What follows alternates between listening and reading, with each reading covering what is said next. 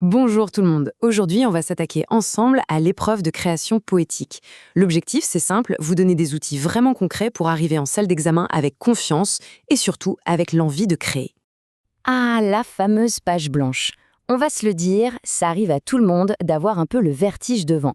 Mais bonne nouvelle, ce n'est pas du tout une fatalité. La clé, c'est d'avoir une stratégie, un vrai plan de match pour transformer cette page vide en quelque chose de personnel et d'authentique. Allez, on plonge directement dans le vif du sujet. La gestion du temps, c'est la base. 3 heures, ça peut sembler long, mais croyez-moi, chaque minute est précieuse. Voyons voir comment on peut organiser tout ça intelligemment. 3 heures, c'est vraiment beaucoup de temps, à condition de bien le structurer. L'idée, ce n'est surtout pas de se lancer tête baissée dans l'écriture, mais plutôt de construire son texte, étape par étape, de manière réfléchie. Voici la structure en 3 temps que je vous propose.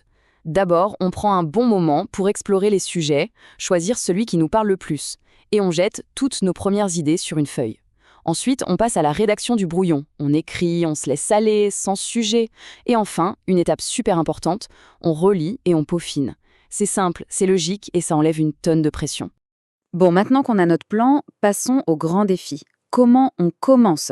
Comment on fait pour trouver cette fameuse inspiration quand l'horloge tourne? J'adore cette phrase parce qu'elle change tout. L'inspiration, ce n'est pas un truc magique qui tombe du ciel. Non, c'est plutôt comme un muscle. Ça se travaille, ça se provoque. Et ça, c'est une excellente nouvelle parce que ça veut dire qu'on a le contrôle. Alors, concrètement, comment on fait? On peut partir d'une émotion forte. Le sujet choisi vous fait penser à la joie, à la nostalgie? Parfait. On commence par lister tous les mots qui viennent en tête en lien avec ça. C'est notre champ lexical, notre boîte à outils de mots. Après ça, on écrit un premier jet, sans se juger. Le but, ce n'est pas que ce soit parfait, c'est juste de faire couler l'encre et de libérer les idées. Ok, les idées sont là, le moteur est en marche. Maintenant, il faut donner une forme à tout ça. On va voir ensemble comment on bâtit un poème qui se tient, un vers à la fois.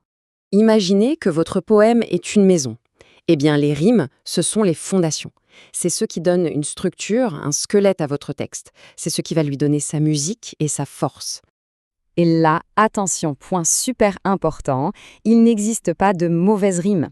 Une rime dite pauvre, avec un seul son en commun, peut être tout aussi efficace qu'une rime riche. L'important, c'est l'effet qu'on recherche. Donc, on ne se bloque pas pendant des heures à chercher la rime parfaite, d'accord? D'ailleurs, pour se simplifier la vie, pas besoin de chercher des schémas de rimes super compliqués. Les rimes plates, ou les vers riment 2 par 2, ou les rimes croisées, en alternance, ce sont des valeurs sûres. C'est simple et ça fonctionne très bien. Et puis, on n'est jamais vraiment seul face à sa feuille. Il y a des outils incroyables qui sont autorisés. Il faut vraiment les voir comme des coéquipiers, là pour donner un coup de main. Le dictionnaire des rimes, c'est génial quand on est bloqué à la fin d'un vers. Et le dictionnaire des cocohérences? Ah, ça, c'est un vrai trésor. Il aide à trouver le mot juste, l'adjectif parfait pour un nom, le verbe qui a le plus d'impact. N'hésitez pas à les utiliser, ils sont là pour ça. On arrive à la dernière étape et c'est peut-être la plus importante, la relecture. C'est le moment où on transforme un bon brouillon en un texte final dont on peut être vraiment fier. Cette métaphore est tellement juste. Le premier jet, c'est notre diamant brut. La relecture, ce n'est pas juste une corvée pour trouver les fautes. Non, c'est le travail de l'artisan qui polit sa pierre pour la faire briller. Chaque mot qu'on améliore, c'est une facette de plus qui scintille. Et pour que ce polissage soit efficace, on ne fait pas tout en même temps, on y va par étapes. On fait une première lecture juste pour la cohérence. Est-ce que le message est clair? Une deuxième lecture pour le vocabulaire. Est-ce qu'on peut trouver un mot plus fort, une image plus belle? Et une troisième, très concentrée, pour la chasse aux fautes d'orthographe et de grammaire. Et voilà, le plan de match, les outils, la méthode, tout est là.